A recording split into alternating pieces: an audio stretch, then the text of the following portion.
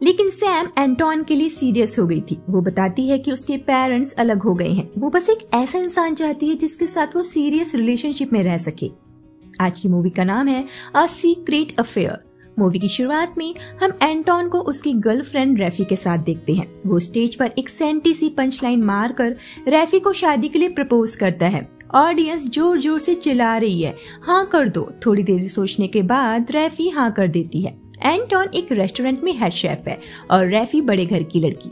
फिर वो रोमांटिक पल साथ में बिताते हैं। रैफी एंटोन से पूछती है, तुम इतने श्योर कैसे थे कि मैं तुम्हें शादी के लिए ना नहीं कहूंगी? एंटोन कहता है, क्योंकि मैं इतना गुड लुकिंग और चार्मिंग जो हूँ और तुमने अभी तक मुझे ना नहीं कहा। उसके बाद रैफी अपनी फ्रेंड्स के साथ होती है और एंटोन के बारे में बात करती है और अपनी एंगेजमेंट रिंग दिखाती है। तभी वहाँ एंटोन आ जाता है और यहाँ हम सैम से मिलते हैं जो रैफी की फ्रेंड है। सैम एंटोन से रैफी को कुछ बताने के लिए कह रही थी, लेकिन एंटोन कहता है, किस लिए रैफी को वो सब बताना है? मेरी उससे शादी होने वाली है और जो कुछ तुम्हारे साथ था वो पुरानी बात है।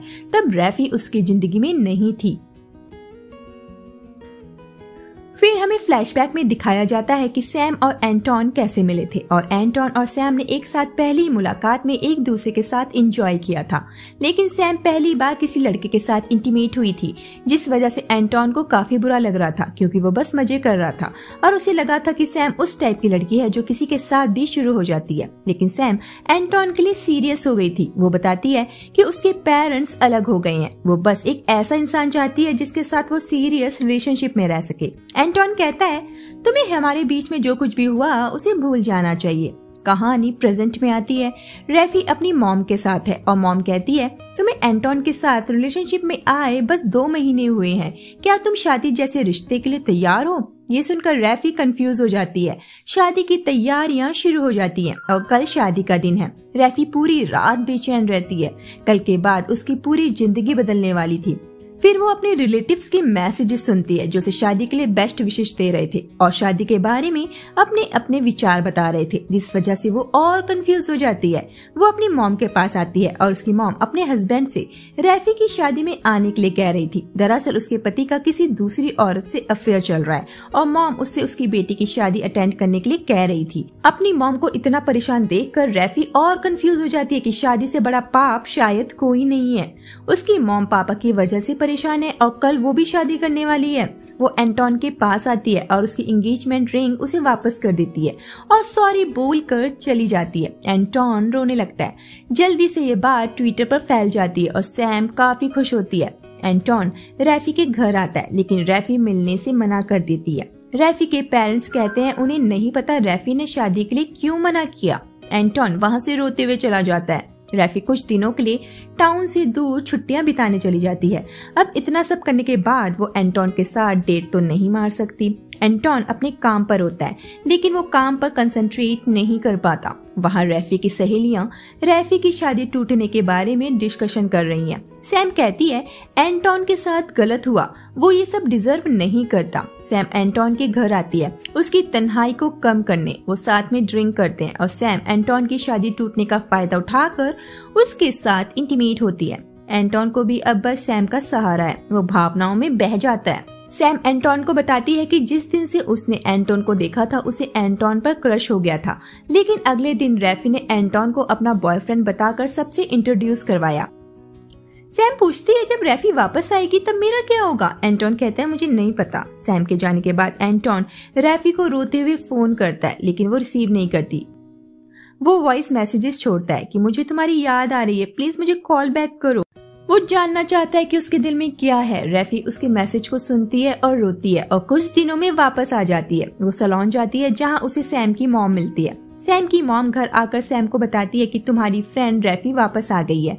ये सुनकर रैफी अपसेट हो जाती है। रैफी एंटोन के रेस्टोरेंट के बाहर बैठकर रो रही होती है। एंटोन उसे देख लेता है और उसके पास आता है। रैफी कहती है उसे समझ नहीं आ रहा वो क्या कहे। वो उससे माफी मांगती है और कहती है वो डर गई थी, सब कुछ इतना जल्दी हुआ कि मेरे पैर ठंडे हो गए। उसे कुछ समझ नहीं आया इसलिए उसने शादी तोड़ दी और वो एंटोन से बहुत प्यार करती है लेकिन शादी के लिए वो अभी तैयार नहीं है। वो शादी बस शादी करने के लिए नहीं करना चाहती बल्कि वो चाहती है कि उनकी शादी सक्सेसफुल हो। एंटोन कहता है उसे ये सब उसे बताना चाहिए था, वो उसका वेट करने को तैयार था लेकिन रैफी ने उसका दिल दुखाया है। रैफी उससे पूछती है कि क्या वो चाहता है कि वो उसके पास वापस आ जाए। एंटोन कहता है वो सोचता था जब वो उसके पास आएगी वो क्या कहेगा, शायद वो उस पर गुस्सा करेगा, लेकिन वो उससे प्यार करता है। उसके बाद दोनों एक दूसरे को हग करते हैं और एंटोन के घर जाकर दोनों इंटीमेट होते हैं। जिस तरह से एंटोन रैफी के साथ प्यार कर रहा था उतना पैशनेटली वो सैम के साथ कभी इंटीमेट नहीं हुआ। उसके बाद रैफी अपने पेरेंट्स से कहती है कि वो एंटोन के साथ लिव इन में रहेगी ताकि उसे पता चल सके कि वो उसके साथ जिंदगी भर रह सकती है या नहीं। मम्मी कहती है वो अभी भी ट्रेडिशनल तरीके से शादी के फेवर में हैं। उसके बाद वो पति पत्नी की तरह रह सकते हैं, लेकिन रैफी उनकी बात नहीं सुनती। सैम एंटोन के घर लंच लेकर आती है। एंटोन सैम से कहता है कि रैफी वापस आ गई है, लेकिन सैम एंटोन को रिझाने लगती है। एंटोन रैफी को आते हुए देख लेता है। वो सैम को एग्जिट से निकालने की कोशिश करता है, लेकिन सैम एंटोन को पकड़कर शुरू हो जाती है। सैम के जाने के बाद रैफी एंटोन के घर आती है और कहती है तुम काफी थके हुए लग रहे हो। एंटोन कहता है उसे रात भर नींद नहीं आई, वो नहाने जा रहा है। उसके बाद वो दोनों स्पा लेते हैं और रैफी नहाने चली जाती है। तभी वहाँ सैम आ जाती है और एंटोन को मसाज देने लगती है। एंटोन घबरा जाता है। सैम कहती है वो बस कल के बारे में उसे याद दिलाने आई है कि कल वो उसे ग्रीन हिल में मिलेगी। वहाँ रैफी को लगने लगता है कि एंटोन उसे सजा दे रहा है उसको हर्ट करने की वजह से, लेकिन रैफी को नहीं पता एंटोन सैम की वजह से परेशान है। तभी रैफी को सैम का मैसेज आता है कि कल वो उससे ग्रीन हिल में मिलेगी। एंटोन परेशान हो जाती है कि सैम ने उन दोनों को ग्रीन हिल में क्यों बुलाया है। एंटोन सैम से पूछता है कि वो क्या चाहती है। सैम कहती है उसे एंटोन चाहिए। एंटोन कहता है वो रैफी से प्यार करता है और उसका कभी नहीं हो सकता। वहाँ रैफी का फ्रेंड टिम उन्हें साथ में देख लेता है। एंटोन वहाँ से चला जाता है। तभी वहाँ रैफी आ जाती है और एंटोन को देख लेती है। वो उसे फोन करती है, पूछती है तुम कहाँ हो। एंटोन कहता है वो मीटिंग में है। रैफी को अजीब लगता है कि एंटोन ने झूठ क्यों कहा। वो सैम के पास आती है और एक एक्स्ट्रा कॉफी कप देखकर उसे अजीब लगता है। सैम रैफी से उसके और उसके डैड के एक शूट के लिए रैफी को मैनेज करने के लिए कहती है। शूट के दौरान रैफी को उसकी एक फ्रेंड का मैसेज आता है कि टिम ने सैम को कल एंटोन के साथ देखा है। उसके बाद रैफी सैम के साथ रूड बिहेव करने लगती है और इशारों में कहती है कि शायद वो कोई डर्टी सीक्रेट सबसे छुपा रही है। घर पर रैफी एंटोन से कहती है कि वो 2 दिन के लिए शूट पर जा रही है। एंटोन कहता है कि वो जब वापस आएगी वो वैकेशंस पर जाएंगे। रात में रैफी एंटोन का फोन चेक करती है जिसमें एंटोन ने सैम का नंबर सैम जिम ट्रेनर के नाम से सेव किया हुआ था। उसे शक होने लगता है। अगले दिन रैफी अपने घर आ जाती है। उसने झूठ कहा था कि वो शूट पर जा रही है। वो एंटोन की जासूसी करने लगती है और एंटोन को सैम के साथ देख लेती है। सैम एंटोन से कहती है कि जब रैफी को हमारे बारे में पता चलेगा वो तुम्हें फिर से छोड़ देगी। एंटोन कहता है तुम तो यही चाहती हो कि रैफी मुझे छोड़ दे। रैफी अंदर आ जाती है और उन दोनों को साथ में देख लेती है और उनके बीच आर्ग्यू होते हैं। रैफी सैम को थप्पड़ मार देती है और चली जाती है। एंटोन रैफी के पास आता है। रैफी उससे पूछती है कि सैम के साथ तुम्हारा अफेयर कब से चल रहा है। एंटोन उसे बताता है कि सैम के साथ उसने बस 1 नाइट स्पेंड की थी और जब रैफी उसे छोड़कर चली गई थी तब सैम ही थी जो उसे सहारा देने आई थी। रैफी कहती है तुमने ये अफेयर कंटिन्यू क्यों किया। एंटोन कहता है सैम मेरा पीछा नहीं छोड़ रही है। एंटोन उसे समझाने की कोशिश करता है कि ये बस एक एक्सीडेंट था। रैफी कहती है किसी को चीट करना एक्सीडेंट नहीं चॉइस होती है। एंटोन कहता है वो सब ठीक कर देगा। रैफी सोचती है कि अगर मैंने एंटोन को छोड़ दिया तो सैम काफी खुश होगी और एंटोन के ऊपर कूद जाएगी, और अगर मैंने एंटोन के साथ कंटिन्यू किया तो क्या मैं उस पर दोबारा यकीन कर पाऊंगी? क्या मैं उसके साथ खुश रहूंगी? मैं उस पर हमेशा शक करती रहूंगी। सैम रैफी को मिलने बुलाती है। सैम रैफी से कहती है कि तुम्हारे साथ एंटोन के रिश्ते से पहले से वो एंटोन को जानती है और वो उससे प्यार करती है और उसने तो एंटोन को डम कर दिया था। रैफी कहती है उसने एंटोन को कभी डम नहीं किया, वो बस शादी से डर गई थी और तुमको मौका मिल गया एंटोन के साथ सोने का। रैफी ये सारी बातें अपनी फ्रेंड्स को फोन के थ्रू सुना रही थी। इस बातचीत से कुछ शॉर्ट आउट नहीं होता। रैफी की मॉम रैफी से कहती है कि तुम अभी यंग हो और एंटोन अभी से दूसरी लड़कियों के साथ अफेयर कर रहा है। जब तुम बुढ़ी हो जाओगी तब क्या होगा? मम्मी कहती है तुम्हारी ब्यूटी के साथ टेंशन शूट नहीं करती, मस्त रहो। वहाँ ट्विटर पर सैम और रैफी की जंग छिड़ जाती है और सब मजे लेते हैं। एंटोन और रैफी के बीच दूरियां बढ़ जाती हैं। एंटोन सैम के पास आता है और उनके बीच जो कुछ भी था उसे खत्म कर देता है और कहता है वो रैफी से प्यार करता है और उनके बीच जो कुछ हुआ वो उसकी गलती थी, इसमें सैम का कोई कसूर नहीं है। सैम कहती है वो रैफी से ज्यादा एंटोन को प्यार करती है, प्लीज मुझे चूज करो। सैम रोने लगती है और कहती है हम दोनों ही पागल हैं, हम दोनों उस इंसान के पीछे भाग रहे हैं जो हमसे प्यार ही नहीं करता, हम दोनों को एक दूसरे के साथ होना चाहिए। एंटोन कहता है ऐसा कभी नहीं होगा। सैम एंटोन को थप्पड़ मार देती है। मॉल में सैम रैफी को देखती है। रैफी उसे इग्नोर कहकर वहां से जाने लगती है। सैम रैफी के पास आती है और कहती है कि वो उसके साथ इज्जत से पेश आ रही है, लेकिन रैफी उसको अब्यूज कर रही है। रैफी उसको फिर से अब्यूज करती है। तब सैम रैफी को बताती है कि एंटोन उसके साथ कैसे इंटीमेट हुआ था।